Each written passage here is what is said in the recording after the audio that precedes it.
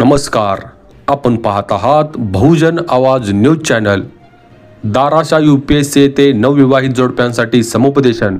Solapur hello medical foundation संपूर्ण प्रकल्प आणि दाराशा UPSC यांच्या संयुक्त विद्यमाने नवविवाहित जोडप्यांसाठी समुपदेशन कार्यक्रमाचे आयोजन दिनांक 16 जुलै रोजी करण्यात आले होते।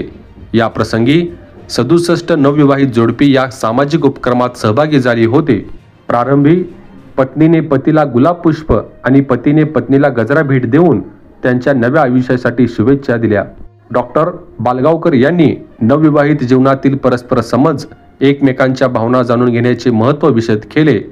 स्त्रीरोग तज्ज्ञ डॉक्टर लहांडे यांनी लग्नानंतर किमान 1 वर्ष एकमेकांना समजून घेण्याची गरज तसेच बाळंतपणामध्ये सुरक्षित अंतराचे आरोग्यदृष्ट्या फायदे समजावून सांगितले।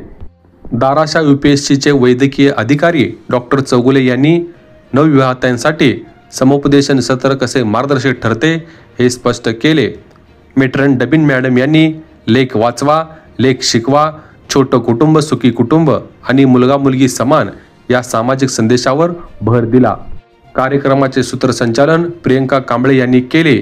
यावेळी दाराशा सेंटरच्या लोधी गल्ली भागातील आशा वर्कर्सना संपूर्ण प्रकल्पामार्फत आरोग्य किटचे वाटप करण्यात आले। या कार्यक्रमाचे नियोजन प्रकल्पाचे समन्वयक जावेद शेख यांच्या अध्यक्षतेखाली प्रियंका कांबळे यांनी केले।